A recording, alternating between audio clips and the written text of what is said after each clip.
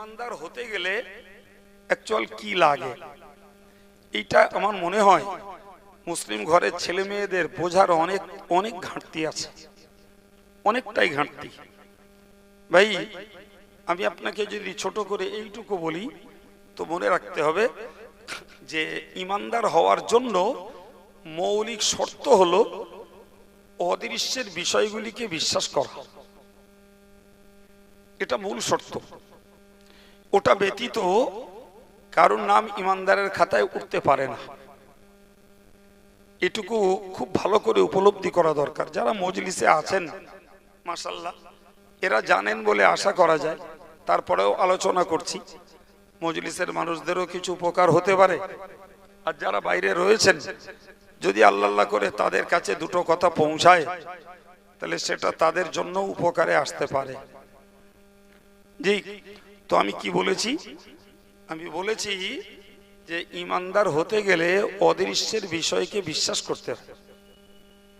যেমন আমরা কেউ মুখস্থ করে রেখেছি, কারোর মুখস্থ নেই, আমরা বলি আমানতু বিল্লাহ, আমরা ঈমান এনেছি আল্লাহর উপরে। তো আল্লাহকে আমরা কেউ দেখতে পাইনি, পেয়েছি নাকি? হ্যাঁ, কেউ দেখতে পাইনি। সম্মানিত ভাইরা, আমরা অনেকে মনে করি যে রাসূল করিম সাল্লাল্লাহু আলাইহি ওয়াসাল্লাম তিনি মেয়ারাজের রাতে আল্লাহকে দেখেছেন। এও ভুল কথা। নবী মেয়ারাজের রাতেও আল্লাহকে দেখেননি। এটি কোনো সহিহ হাদিস থেকে প্রমাণ নেই যে রাসূলুল্লাহ মেয়ারাজের রাতে আল্লাহকে দেখেছেন। বরং আল্লাহর সঙ্গে আমার নবীর কথা হয়েছে ৭০,০০০ পর্দার ব্যবধানে। কথা বোঝাতে পারলাম? ৭০,০০০ পর্দা মাঝখানে, একদিকে নবী একদিকে আল্লাহর কথা নবী শুনতে পেয়েছে। প্রিয় ভাইরা আমার, তাহলে এ থেকে বুঝতে পারা যায় যে আল্লাহকেও আমার নবী পাক জাগ্রত অবস্থাতে দেখেননি। নবী মুসা আলাইহিস সালাম তার গর্ভবতী স্ত্রীকে নিয়ে তিনি যাচ্ছিলেন। গভীর রাতে স্ত্রীর প্রসব বেদনা শুরু হলো। প্রসব বেদনা শুরু শীতের সময়। তো শীতের সময় যদি একটা মা তার বাচ্চা প্রসব করে স্বাভাবিকভাবে একটু আগুনের প্রয়োজন হয়। তো কোনো আগুনের ব্যবস্থাপনা নাই, মরুভূমির রাস্তা, রাতের অন্ধকার, নিজেদের কাছে কোনো লাইট নেই। হযরত মুসা অনেক দূরে লক্ষ্য করে দেখলেন যে একটা আলো জ্বলছে। তিনি বললেন ওনার স্ত্রী, ওনার শাশুড়িকে, ইন্নী আনাস্তু নারান লাআল্লি আতিকুম মিনহা বিকবাসিন আও আজিদু আলান নারি হুদা। কি বললেন?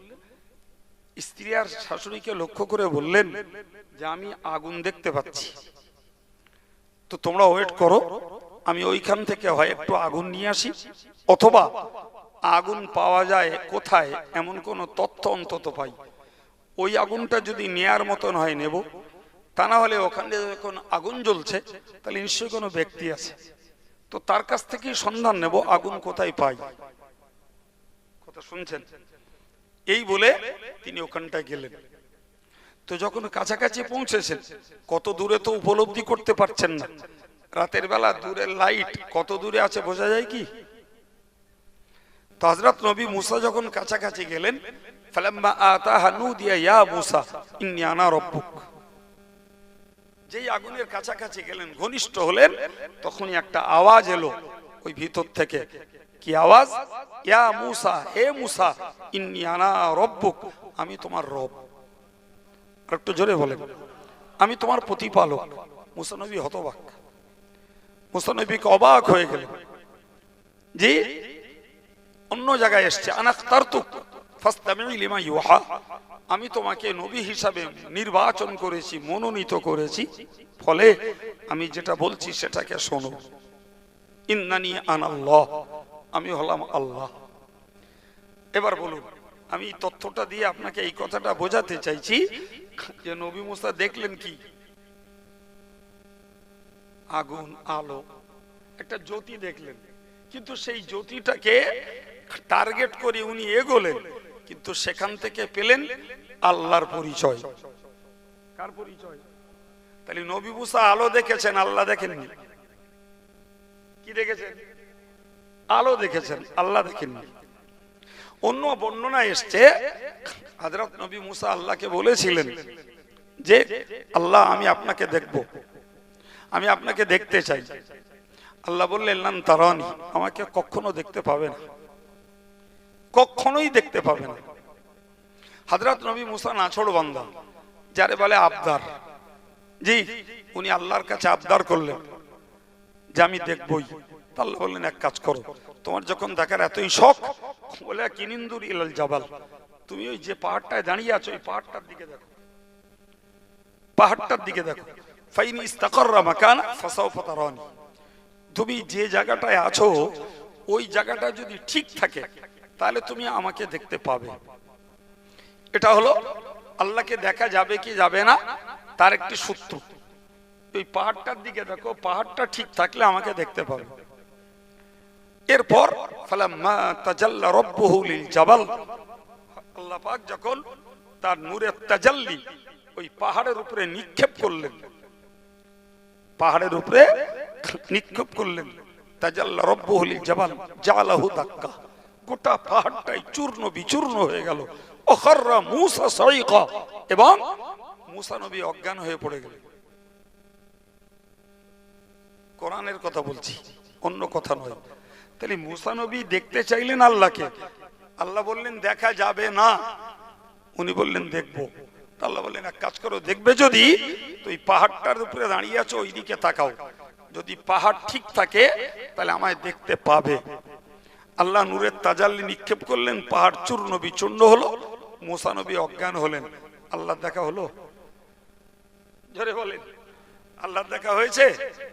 এরপরে যখন জ্ঞান ফিরে পেলেন, ফালাম্মা আফাকা ক্বাল, যখন জ্ঞান ফিরে পেলেন উঠেই বললেন সুবহানাকা তুবতু ইলাইকা ওয়া আনা আউয়ালুল মুমিনিন, আল্লাহ তোমার জাত পবিত্র জাত, আমি তোমার দিকেই ফিরছি আল্লাহ, আর আমি বিশ্বাস করছি পৃথিবীতে সর্বপ্রথম যে আল্লাহকে কেউ জাগ্রত অবস্থায় দেখতে পাবে না।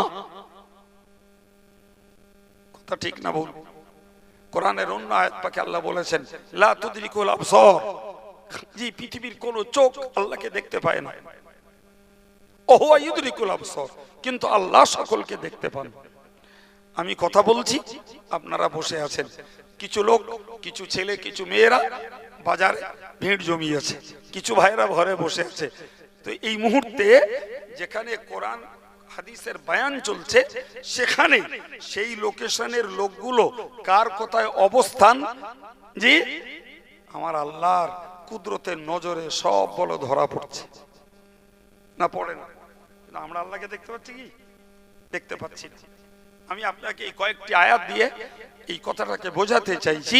তাহলে আমরা আমানতু বিল্লাহ, ঈমান এনেছি আল্লাহর উপরে, এই কথাটি যে আল্লাহর জন্য ব্যবহার করছি, সে আল্লাহকে জাগ্রত অবস্থাতে পৃথিবীর কেউ দেখতে, এরপরেও আল্লাহ ইজ এ পাওয়ার, আল্লাহ একটা শক্তি, এটাকে আমরা বিশ্বাস করি না? করি না? যাকে দেখতে পাওয়া যায় না কিন্তু তার পরিচালনায় গোটা পৃথিবী চলছে, সুবহানাল্লাহ বলেন। আমাকে কথা বলার শক্তিটা তিনি যোগাচ্ছেন, আপনাদেরকে ধীর স্থির আদবের সঙ্গে বসিয়ে রেখেছেন তিনি, এই কথাগুলোকে শুনবার প্রতি মনোযোগটাও দিয়েছেন তিনি। কথা বলেন ঠিক না ভুল? ঠিক যদি ঘুরিয়ে বলি, তাহলে যারা দোকান পাশারিতে গল্প গুজবে আসরে পাপ জড়ো করছে নেকির পরিবর্তে, তাহলে এদেরটাও কে? জোরে বলেন। একটা প্রশ্ন মনে জাগতে পারে, হুজুর তাহলে ওরা বদমাইশি করছে কি, গল্প গুজব করছে কি, আড্ডাবাজি করছে, তা আল্লাহ তো দেখতে পাচ্ছে ওরা পাপ করছে, নাকি দেখতে পায় না? হ্যাঁ, তা আল্লাহ তো ওদের পাপ করাটা বন্ধ করে দিলি, তাহলে তো ওরা আর পাপই হয় না। কেউ মদ খেতে যাচ্ছে, তো আল্লাহ পাক তার পায়ে এমন একটা ব্যথা দিলে সে আর হাঁটতে পারলেন না। কেউ গান শুনতে যাচ্ছে, আল্লাহ তার কানটা কালা করে দিলে সে আর গান শুনতে পারলো না। কেউ মিথ্যা কথা বলতে চাচ্ছে, তো জবানটা আল্লাহ স্ট্রোক করে দিলে সে জবানে আর মিথ্যা কথা বলতে পারলো না। কেউ হারাম খেতে যাচ্ছে, তো হারাম খাবারটা হাতে তুলেছে, সে হাত আর গালে উঠলে না। জি, এরকম যদি জায়গায় জায়গায় আল্লাহ মেরে দিত, তাহলে অনেক মানুষ পাপ থেকে বেঁচে যেত। কথা বলেন, আল্লাহ দেয়, দেয় না। কেন দেয় না? জি, বুঝতে হবে ভাই। দেখুন, আল্লাহর সিস্টেম হলো, তুমি যদি নেকির কাজে যাও আল্লাহ তাতে তোমার সাহায্য করবে, তুমি যদি পাপের কাজে যাও তাতেও আল্লাহ সাহায্য করবে। মনের কাছে কোন কোন করবে, এ হুজুরির কি কথা, নেকির কাজেও আল্লাহ সাহায্য করবে, পাপের কাজেও করবে। 100 বার, 100 বার আল্লাহ করবেন, কারণ ওই আল্লাহ তোমার রব, ওই আল্লাহ তোমার প্রতিপালক। তুমি পাপের জায়গায় দাঁড়িয়ে কোন পরিকল্পনা করছো, আল্লাহর দায়িত্ব আল্লাহ পালন করছেন, তোমাকে পরিষেবা দিচ্ছেন। নেকির কাজে জাগিয়ে কিছু করছো, আল্লাহ তোমাকে সাহায্য করবে। আপনি বলেন তো, এই দুনিয়া হলো একটা পরীক্ষার হল। দুনিয়া কি? জোরে বলেন কি? আমরা 60-70 বছরের পরীক্ষার্থী এখানকার, রেজাল্ট কিয়ামতের ময়দানে, এখন শুধু পরীক্ষা দেওয়া কাজ। জি, এখন এই পরীক্ষার হলটাকে মাথায় রেখে স্কুলের একটা পরীক্ষার কথা বুঝুন। মনে ভাবুন, স্কুলে পরীক্ষা হচ্ছে, তো যে সমস্ত ছেলে মেয়েরা পরীক্ষার্থী হিসাবে পারমিটেড হয়েছে, অনুমতি পেয়েছে, তারা অ্যাডমিট পেয়েছে, সময় মতন হলে ঢুকে গেছে। ভালো করে বুঝুন। এখন মাস্টারমশাই গাঁট দিচ্ছেন, সময় হয়েছে, তাদেরকে অ্যান্সার পেপার দিয়েছে, উত্তর লিখতে হবে যাতে। এবার পরীক্ষা প্রশ্নপত্র দিল, তো মাস্টারমশাই দিয়ে খালাস, ওদের কাজ এবার লেখা, আর মাস্টারের কাজ হলো পাহারাদারি করা, কেউ টুকলি করছে কিনা, কেউ চুরিদারি করছে কিনা, অসৎ উপায় নিচ্ছে কিনা, এই দেখার দায়িত্ব কার? মাস্টারমশাই। আর মাস্টারমশাই ঘুরতে যেয়ে দেখছে এক বেটা, সে পুরো উল্টো পাল্টা লিখে খাতা ভর্তি করে ফেলছে, একটাও ঠিক লেখে না, সব উল্টো পাল্টা লিখছে। মাস্টারের নজরে পড়েছে, মাস্টারের নজরে পড়েছে। কিন্তু কিছুক্ষণ পরে ওই ছেলেটি বলছে, স্যার আমার এই পেপার শেষ হয়ে গেছে, একটা লুজ পেপার দেন। তো মাস্টার বলছে, তুই সব ভুল লিখেছিস, তোর পেপার হবে না। বোঝা গেছে কথা? তোর পেপার দেবো না। কেন? ভুল লিখছিস। তো বসে আছে, খানিকক্ষণ পরে বলছে, স্যার আমার এই কলমটা মিস করছে, একটা কলম দিয়ে একটু হেল্প করেন না। তো মাস্টার বললো, তুই ভুল উত্তর লিখছিস, তোর কলম হবে না। খানিকক্ষণ পরে ছেলেটি বললো, স্যার আমার খুব তৃষ্ণা পেয়েছে, একটু পানি দিতে বলেন না বয়কে। তো বললো, না তুই ভুল উত্তর লিখছিস, তোর পানি হবে না। খানিকক্ষণ পরে ছেলেটা অজ্ঞান হয়ে পড়ে গেল।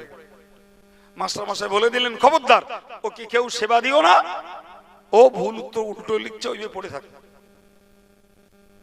কিছুক্ষণ বাদে জ্ঞান ফিরল। জ্ঞান ফিরে স্কুল থেকে বেরিয়ে বাড়ি গেল। বাড়ি যেয়ে বলল ওর গার্জিয়ানকে যে আমার কলম মিস করেছে, কলম দিয়ে সাহায্য করতে বলেছি, করিনি। আমার পেপার শেষ হয়েছে, লুজ পেপার, অতিরিক্ত পেপার দিয়েও আমাকে সহযোগিতা করিনি। আমার পানির টান হয়েছে, পানি চেয়েছি তো পানি দেয়নি। আমি অজ্ঞান হয়েছি, আমার কোনো পরিষেবা দেয়নি। আপনার একটু বুকে হাত দিয়ে বলবেন, ও মাস্টারের খবর খারাপ না ভালো? কি ও পরীক্ষা দিয়েছে, তুমি যখন খাতা চেক করবে ওকে ডবল জিরো কি ট্রিপল জিরো, কটা জিরো দেবা তুমি দিও, অধিকার তোমার আছে। কিন্তু যতক্ষণ হলে পারমিটেড, ও যখন হলে অনুমতি নিয়ে অ্যাডমিট নিয়ে ঢুকেছে, ওখানে কেরামতি চলবে না বাপ। ওর কলম, ওর কাগজ, ওর পানি, অসুস্থ হলে সেবা, সব কিছুই দেওয়া লাগবে। না দিলে মাস্টারের নামে আদালতে অভিযোগ আছে, বিচার আছে, মাস্টারের খবর খারাপ। কথা বোঝা গেছে কি? এবার একটু বুঝে নেন, এই দুনিয়া পরীক্ষার হল, আমরা পরীক্ষার্থী। এখন সেই পরীক্ষার হলে এসে আমরা কেউ পরীক্ষা দিচ্ছি, আল্লাহ পাকের সন্তোষ মতো উত্তর দিচ্ছি। ইমান ঠিক রেখেছি, নামাজ রেখেছি, রোজা রেখেছি, দাড়ি রাখছি, জিকির আজকার তাসবিহ তাহলিল এগুলোকে করছি, আলহামদুলিল্লাহ। তাহলে আমরা আল্লাহ পাকের সন্তোষজনক উত্তর দিচ্ছি। ঠিক সেই পৃথিবীতে পরীক্ষার হলে এসে কেউ গান শুনছে, কেউ মিথ্যা কথা বলছে, কেউ সুদ খাচ্ছে, কেউ জুয়া খেলছে, কেউ তাস পিটছে, কেউ নারীবাজি করছে, যে যাই করছে। তাই এই যারা পরীক্ষা দিচ্ছে সন্তোষজনক, এরাও যে হলে, আর যারা উল্টো পাল্টা করছে ওরাও সেই হলে। হ্যাঁ না বলেন? পাঠিয়েছেন কে? আল্লাহ। আল্লাহ। সুতরাং এখন যদি কেউ আল্লাহ পাকের সন্তুষ্টির পরিবর্তে অসন্তুষ্টির রাস্তায় চলে, আল্লাহ রেজাল্ট ওর কিয়ামতের দিনে দেবে, কড়া জিরো দেবে পরের কথা। কিন্তু এখন যখন এই হলে আল্লাহ ওরে পাঠিয়েছেন, ও মদ খেলেও আল্লাহ শক্তি দেবে, গান শুনলেও আল্লাহ শক্তি দেবে, যে ও জুয়া খেললেও আল্লাহ ওরে সাহায্য করবে। কেসটা বোঝা গেছে কি? কেসটা বুঝতে পেরেছেন কি? হ্যাঁ। সুতরাং ভাবলে হবে না যে অন্যায় করছে তা আল্লাহ সহযোগিতা করবে কেন। জি, সহযোগিতা যদি না করবে রে বাবা, তাহলে পরীক্ষা কি করে হবে? পরীক্ষা কি করে হবে? পরীক্ষার মানে তো এই যে তোমার সুযোগ থাকবে ঠিক উত্তর লেখার, তোমার সুযোগ থাকবে ভুল উত্তর লেখার। তুমি নিজের থেকে ঠিক উত্তর লিখবে, তবে তো তুমি পরীক্ষায় পাস। আর তুমি নিজে থেকে ভুল উত্তর লিখবে, তুমি পরীক্ষায় ফেল। তা আমি যদি ব্যাকআপ দিয়ে, আমি যদি পিছন দিকে সহযোগিতা করে, আমি যদি তোমার উত্তর বলে দিয়ে তোমারে যদি লেখাই, তাহলে তো অ্যাকচুয়াল পরীক্ষা তুমি দাওনি, পরীক্ষা তো দিলাম আমি। পরীক্ষা হলো সে